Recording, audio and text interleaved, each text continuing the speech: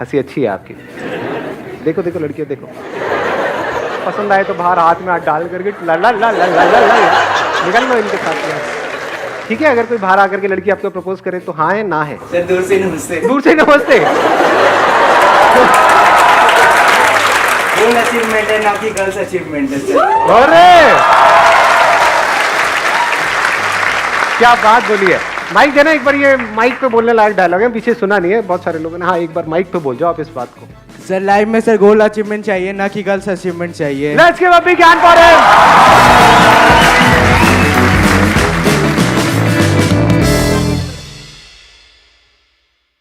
Sir complex होता है, मतलब जब सामने वाले को हम देखते हैं, जो मतलब हमें चाहे हम कितने भी उससे बेटर हो पर फिर भी हमें लगता है कि हम उससे कम है, तो इस कॉम्प्लेक्सिटी की फीलिंग से हम आगे कैसे बढ़ें? आप किसी से ना कम हो ना ज्यादा हो, कुछ चीजों में आप किसी से कम हो, कुछ चीजों में ज्यादा हो। जैसे ही आपका ध्यान जाएगा जिस चीजों में आप कम हो उसकी तरफ तो आप परेशान होगे, और अगर आपका ध्यान जाएगा जहां पर आप ज्यादा हो उसकी तरफ तो आप एक्साइटेड हो जाओगे। तो दोनों को ही छोड़ दो। You are unique, don't compare yourself with anyone. एक ऐसा कोट है जो मैंने सुना था जब आप लोगों की एज में मैं था, जिसका मेरी लाइफ के ऊपर बहुत तगड़ा असर हुआ था। उस एक कोटेशन ने मेरी थिंकिंग को एक अलग डायरेक्शन दी थी। That was, live your life today as most people won't, so that you can live the rest of your life as most people can't.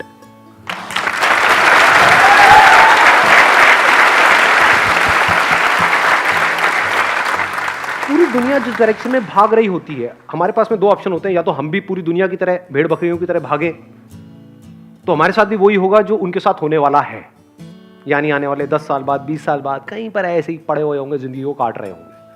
या फिर उस टाइम पे हम कुछ ऐसा करें जो कोई नहीं कर रहा है। इट कुड बी एनीथिंग, वो आपको देखना है आप क्या करोगे। तो अगर कुछ भी ऐसा किया और अपना पूरा फोकस गोल पे डाल दिया, तो there is a strong possibility कि आने वाले टाइम में आपकी लाइफ ऐसी होगी जो बाकी के जो लोग एक डायरेक्शन में भाग रहे थे, वो अगर चाहेंगे भी तो वैसी लाइफ जी नहीं सकते, वहां तक सोच भी नहीं सकते। जीना तो बहुत दूर की बात है। सर सक्सेस हार्ड वर्क करके मिलती है स्मार्ट वर्क करके? स्मार्ट वर्क करके।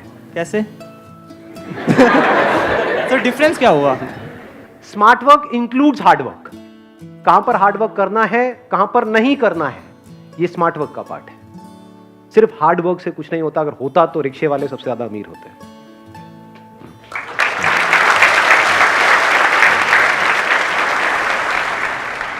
मुझे ये पूछना था, कुछ 2-3 दिन पहले ही मेरे साथ एक चीज़ हुई कि मतलब मेरा अकाउंट्स का पेपर था और मैं एकदम से पहला दिन मैंने वेस्ट कर दिया कि ये ऐसे ऐसे करूँगी, पूरा स्केड्यूल बना लिया कि ये करूँगी, पर कुछ नहीं हुआ। फिर उसके बाद ये मैं गुरुद्वारे गई, वहाँ कुछ टाइम बैठी, फिर उसके बाद आई, सब कुछ हो गया।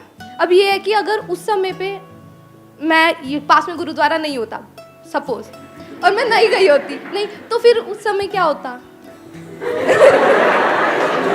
घर में है ना, एक मिनट चुप रहो। घर में है ना गुरुद्वारा आपके? हाँ देखो, गुरुद्वारे जब हम जाते हैं तो क्या होता है, हमारा जो माइंड है वो पीसफुल हो जाता है थोड़ी देर के लिए, क्योंकि आप कनेक्ट करते हो गुरुद्वारे से। हो सकता है कोई और मस्जिद से करता है, कोई और मंदिर से करता है, तो जहां पर भी जा करके आपका माइंड रिलैक्स हो जाता है। बहुत सारे लोग मेरा सेशन इसीलिए देखते हैं। मुझे कई लोगों के कमेंट्स मिलते हैं कि सर जब रात को नींद नहीं आती ना, आपकी वीडियो लगा लेते हैं तो नींद आई थी। मैंने कहा मेरी वीडियो सोने के लिए देखते हो तुम? इसलिए बनाता हूँ, मतलब मैं लोरी सुना रहा हूँ, तो क्या कर रहा हूँ? अलग अलग तरह से लोग वीडियोज यूज कर रहे हैं। तो कहने का मतलब है कि वहां पर जब आप जाते हो तो माइंड आपका बिल्कुल पीसफुल हो जाता है। जब माइंड पीसफुल हो जाता है तो that is the best state to be in. उससे बढ़िया और कोई स्टेट नहीं है, क्योंकि उसके बाद खुद ही आपको अंदर से समझ आने लग जाता है कि मेरे सही क्या है, गलत क्या है, और आप लाइफ में सही ट्रैक पे आगे बढ़ने लग जाते हो।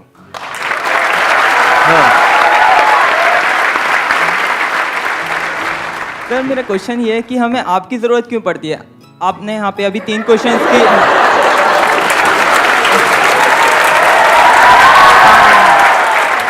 सर आपने अभी यहाँ पे 3 क्वेश्चंस के आंसर दिए और अभी आप बहुत सारे क्वेश्चंस के आंसर दोगे, तो हमारा माइंड इतना क्लियर क्यों नहीं है कि हम अपनी प्रॉब्लम्स का आंसर खुद निकाल सकें?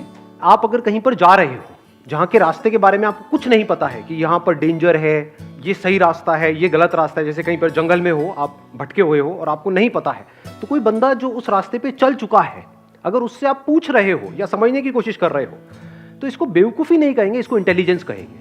क्योंकि 2 तरीके के लोग हैं इस दुनिया में, एक वो जो खुद गलती करते हैं और उससे सीखते हैं, दूसरे वो जो दूसरों की गलती से सीख लेते हैं, वो समझदार है। क्योंकि वो उस काम को 1 साल में कर सकते हैं जो हो सकता है सामने वाले को करने में 20 साल लगे। तो आप 1 साल में वो कर सकते हो, ये तो ज्यादा हो जाएगा, 10 साल में वो कर सकते हो जो मुझे करने में 20 साल लगे। मैंने बहुत कर लिया ना।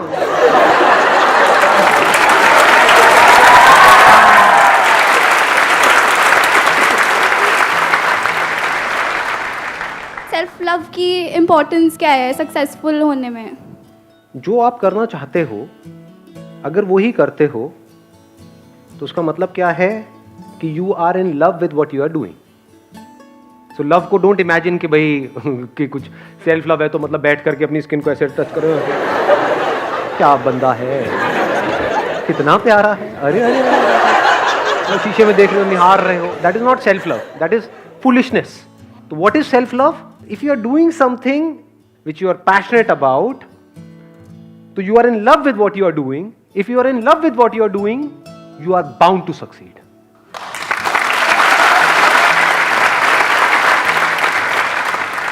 हमारे parents are our well wishers, वो हमारे लिए कभी कुछ बुरा नहीं सोच सकते, बट आप ये भी कहते हो हमारी गट फीलिंग जो होती है वो सही होती है हमारे लिए, but somewhere back of the mind हमें ये भी पता होता है कि हमारे पेरेंट्स उस लर्निंग फेज से जा चुके हैं जिससे हम अभी जा रहे हैं।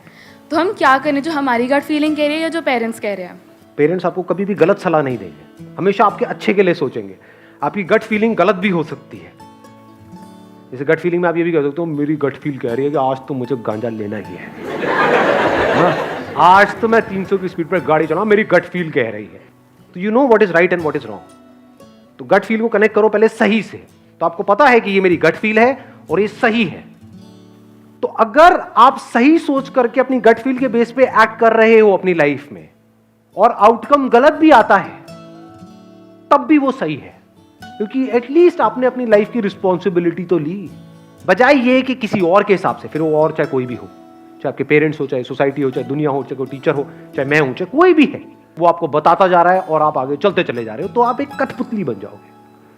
सो don't be a puppet in your life, be a human being who has got the courage to act irrespective of what the outcome is. तब आप लाइफ में एक ऐसा दिन आ सकता है जब पूरी तरह से अपनी जो लाइफ है उसकी रिस्पॉन्सिबिलिटी आप अपने हाथ में ले सकते हो। अगर ऐसा नहीं हुआ तो ब्लेम गेम खेलते रहोगे मरते दम तक, क्या आज मेरी लाइफ में जो भी कुछ हो रहा है वो मेरे बाप की वजह से हो रहा है, मेरी माँ की वजह से हो रहा है, जो भी हो रहा है मेरी वजह से हो रहा है, चाहे सही हो रहा है चाहे गलत हो रहा है। Let's give big hand for her.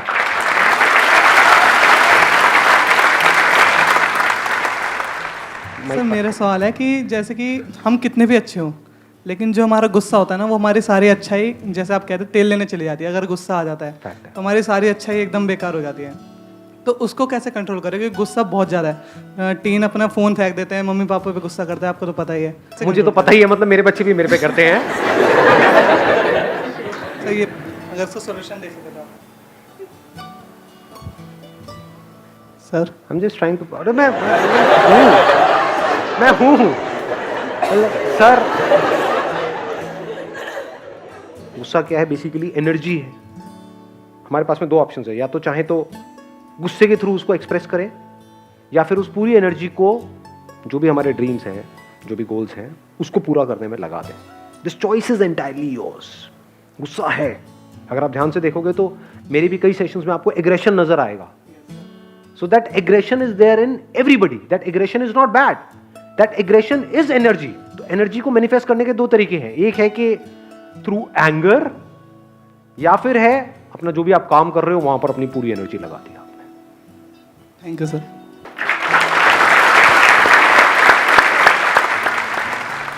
हमारी लाइफ में बहुत सारे फेलियर्स होते हैं, एंड हम कुछ फेलियर्स होते हैं उनसे हम डील कर सकते हैं, बट बहुत सारे फेलियर्स होते हैं जिनसे हम डील नहीं कर सकते, और उस जगह उस टाइम पर हम लोग बहुत ज़्यादा डिमोटिवेट हो जाते हैं। उस टाइम पे हमें कहाँ से मोटिवेशन मिलेगा? ऐसा कुछ नहीं है लाइफ में, चाहे कितना भी बड़ा फेलियर हो, चाहे कुछ भी हो जाए, जिससे आप डील नहीं कर सकते। पहले तो जो आपने गलत कहा उसको ठीक करो अपने माइंड में, क्योंकि जैसा हम खुद को बोलते हैं वैसा ही हमारे साथ होने लग जाता है।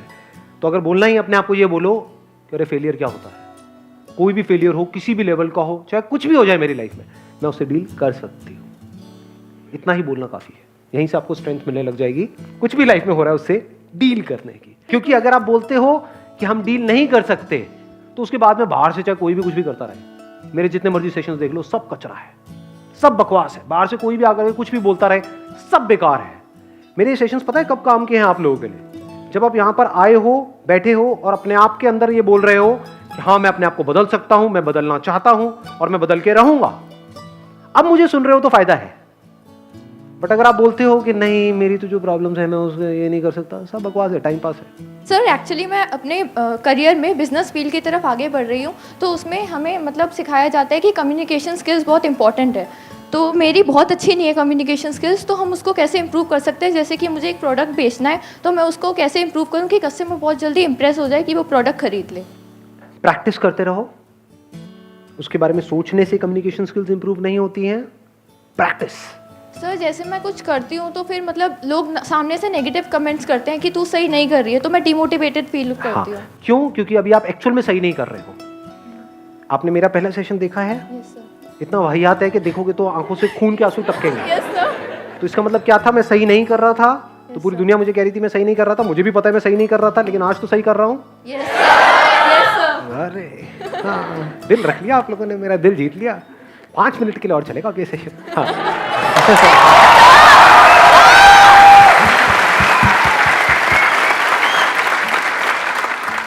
तो practice makes the man perfect. तो इररिस्पेक्टिव ऑफ आप सही कर रहे हो या गलत कर रहे हो, वो इंपॉर्टेंट नहीं है। इंपॉर्टेंट है कि आप प्रैक्टिस कर रहे हो।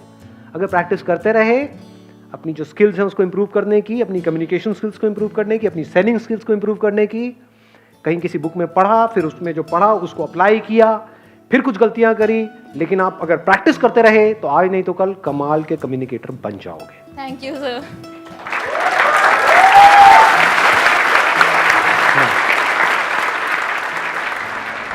सर मैं 10th की स्टार्टिंग से ब्लॉगिंग कर रहा हूँ और सर मैं काफ़ी बार उसमें फेल हुआ, बट सर एक मोटिवेशन थी जो आप देते रहे। लेकिन सर तब भी अगर आज मैं आपका सेशन देख लूँ, जब तक मैं घर जाऊँ या फिर से मैं फेल हो जाऊँ तो डिमोटिवेट हो जाता हूँ। तो सर असल में रियल मोटिवेशन है क्या? देखो, जो भी मैंने अपनी लाइफ में किया कुछ ना कुछ तो अचीव किया ही है ना। यस और नो? तो मेरे पास में कोई संदीप महेश्वरी था? नहीं था। तो जिसने करना है वो करेगा, जिसने नहीं करना है, मेरे जैसे लाख बंदे भी आकर के उसके सामने खड़े हो जाएंगे, वो नहीं करेगा।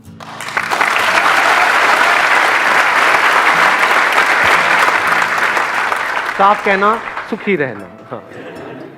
Hello sir. सर मेरा क्वेश्चन है कि जैसे कि हम किसी से कॉन्फ्लिक्ट हो जाती है ड्यू टू मिसअंडरस्टैंडिंग, सर वो हमारी लाइफ के लिए मोस्ट इम्पॉर्टेंट है और हम उसको समझा नहीं पा रहे कि जो हमारी मिसअंडरस्टैंडिंग है वो क्या है। सर इसका आंसर क्या है? कौन है वो लड़की?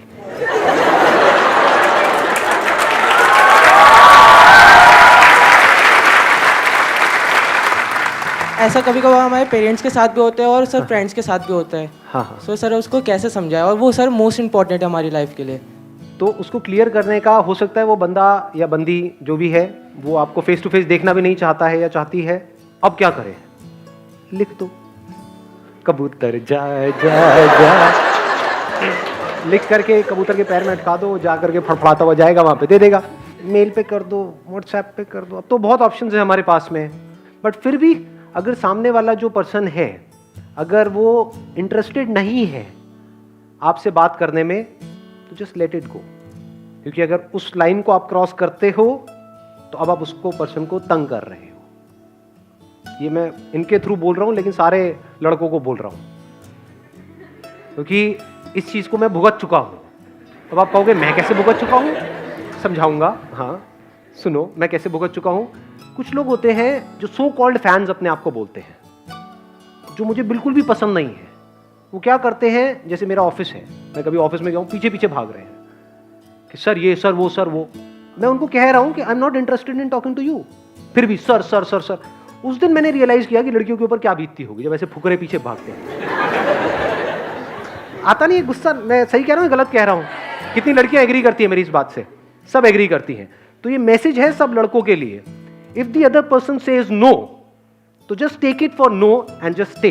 अगर उसके बाद भी वो इंटरेस्टेड है आपसे बात करने में तो वो खुद आएगी। तो respect the other person's privacy and the right to say no.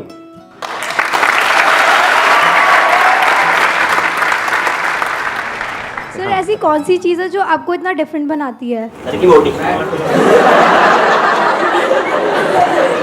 Body नहीं, सर की बॉडी।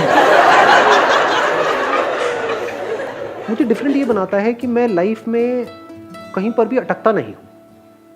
लोग होते हैं वो अटक जाते हैं, जो चाहते हैं वो उनको मिल जाता है तो अटक जाते हैं, स्टैग्नेंट हो जाती है उनकी लाइफ। जो चाहते हैं वो नहीं मिलता तब भी अटक जाते हैं, बैठ करके रोने लग जाते हैं।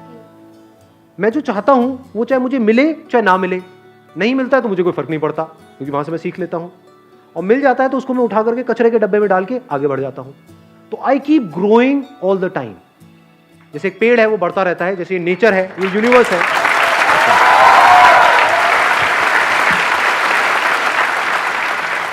तो मैं एक रुका हुआ पानी नहीं हूं। जैसे किसी बोतल में कोई रुका हुआ पानी है, चाहे वो सोने की बोतल है, चाहे वो कोई नाली है, कहीं पर भी रुक गया है पानी जा करके, मैं एक बहती हुई नदी के जैसा हूं। यही मुझे अलग बनाता है। Thank you so much, thank you so much.